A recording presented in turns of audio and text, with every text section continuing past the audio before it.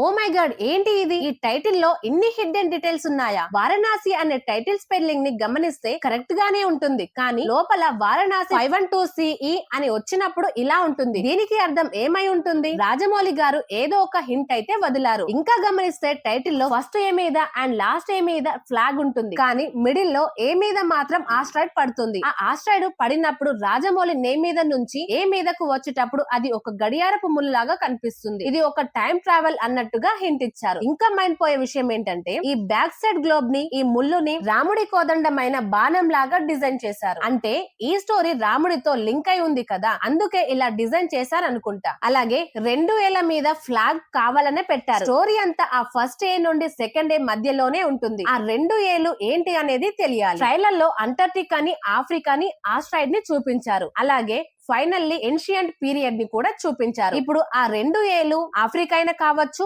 Antarctica అయినా కావచ్చు, అలాగే ఆస్ట్రాయిడ్ అయినా కావచ్చు, లేదా ఏన్షియంట్ టైం పీరియడ్ కూడా కావచ్చు. ఆ ఆస్ట్రాయిడ్ పడటం వల్లే ఈ టైం ట్రావెల్ స్టార్ట్ అవుతుంది. మీకేమనిపిస్తుందో ఈ ట్రైలర్ చూసాక కామెంట్ చేయండి.